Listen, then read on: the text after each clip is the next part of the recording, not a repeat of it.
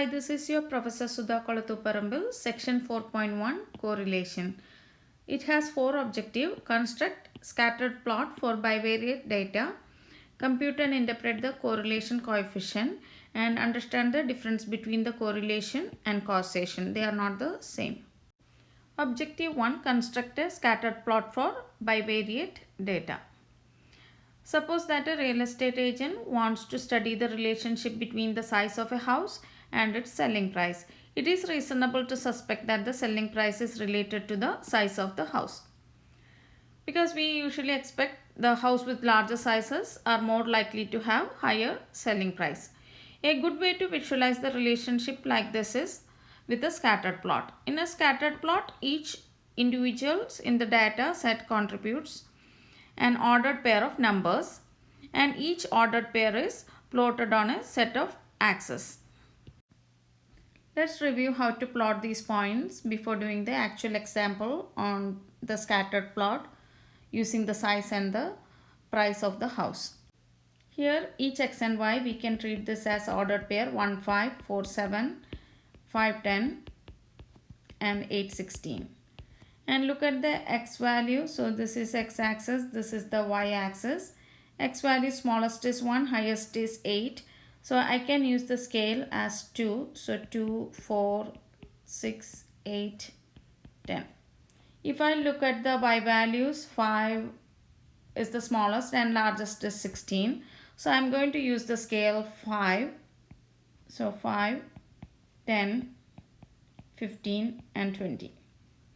Now we can plot these points. So 1, 5. So x value is 1, y is 5.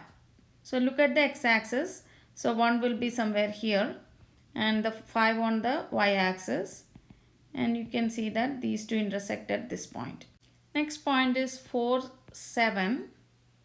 So x is 4, y is 7. So 7 will be between 5 and 10. So approximately we can take somewhere there. So 4, 7. So this point is 4, 7. This point is 1, 5. Now 5, 10. So 5 will be between 4 and 6. So 5 will be somewhere here. And 10. So 5, 10 will be here. 5 and 10. And next is 8, 16. So 8 and 16. So 8 and 16. The point will be somewhere here. Now these points represent the scattered plot. In this table, the first column represents the size of the house in square feet, and this is the selling price in thousands of dollars. And we consider this as ordered pairs. So we can think everything in the first column as x values and everything in the second column as the y values. Consider each one as the ordered pair and plot that. This is the x-axis, this is the y-axis, and plot that point. So 2521, so that will be somewhere here, and 400 is the y value. Then 2555 and the corresponding y value 426. Like that, plot all these points, and this represents the scattered plot for the data. You can construct the scattered plot using the TI-84 calculator. First press Stat, then Edit, then enter the x values in list L1 and the y values in L2. L1 is the size of the house in square feet and L2 is the selling price of the house in thousands of dollars. Then press second, y equal, then press enter by highlighting 1. Then you will get this menu. Here the scat plot should be on. So highlight on. Choose the options for scattered plot and make sure X list and Y list are correspond to L1 and L2.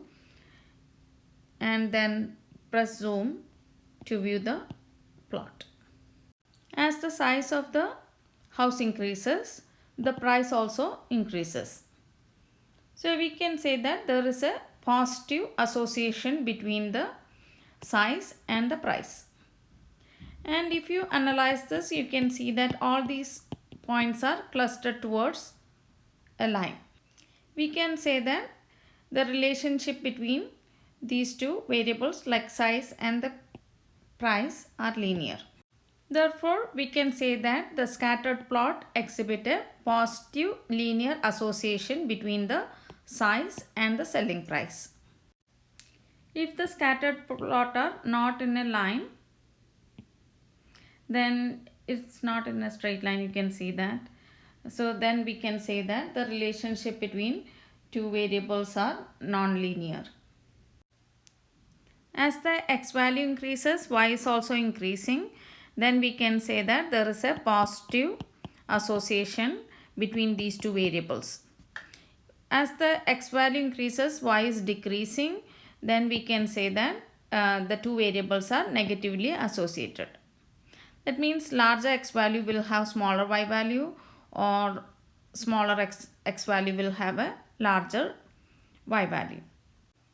If all the data are tend to cluster around a straight line, then we can say that the two variables have a positive linear association. Here it is a negatively associated, but all the data are clustered around a straight line. Then we can say that the variables are negatively linear associated. When two variables have a linear relationship, we want to measure how strong the relationship is. It isn't enough to look at the scattered plot because the visual representation can be affected by the scales on the axis. So we need a numerical measure of the strength of the linear relationship between two variables that is not affected by the scale of a plot. The appropriate quantity is the correlation coefficient. So the correlation coefficient means that is a numerical measure of the strength of the linear relationship between two variables. The formula for the correlation coefficient is given here. Here x bar and y bar are the sample means, and Sx and S subscript y, those are the sample standard deviation. And n is the sample size and r is the correlation coefficient. And there are some properties for correlation coefficients. The correlation coefficient is always between -1 and 1. The correlation coefficient does not depend on the units of the variables. It does not matter which variable is x and which is y. Correlation coefficient only measure the strength of the linear relationship between these two variables. The correlation coefficient is sensitive to outliers and can be misleading when outliers are present. We need to compute the correlation coefficient. So first we denote the size by x and the selling price by y. Then compute the sample means and the standard deviations. You can find this using the calculator. So press stat, then press edit. Then you can enter these values into L1 and you can enter this into L2. Then press stat calc 1 var stat. Then select list L1 and L2. Then press enter. Then you can find all these mean and standard deviation for each set of data.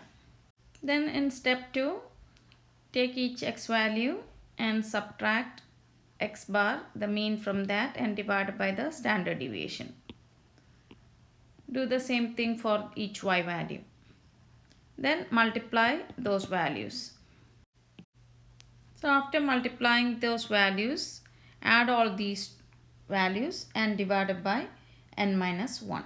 Here n is 8 because we have the data of 8 houses.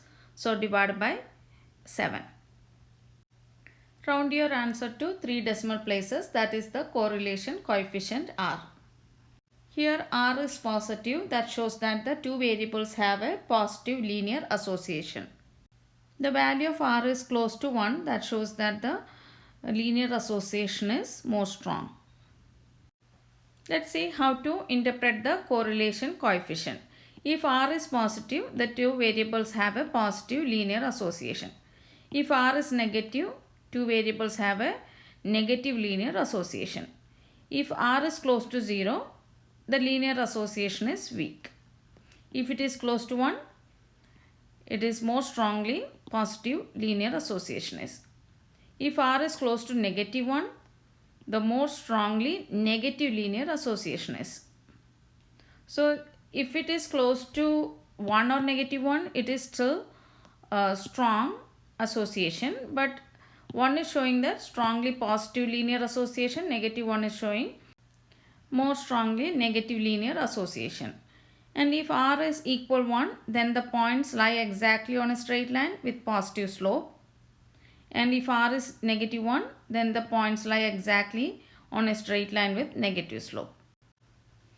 Be sure that the relationship is linear before interpreting the correlation coefficient. Objective 4. Understand that correlation is not same as causation. A group of elementary school children took a vocabulary test. It turned out that children with larger shoe size tend to get higher score on the test, and those with smaller shoe sizes tend to get lower score. As a result, there was a large positive correlation between vocabulary and the shoe size.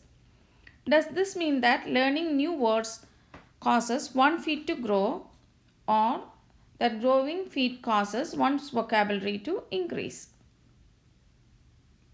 Obviously not. There is a third factor, age, that is related to both the shoe size and vocabulary. Individuals with larger ages tend to have larger shoe sizes. Individuals with larger ages also tend to have larger vocabularies.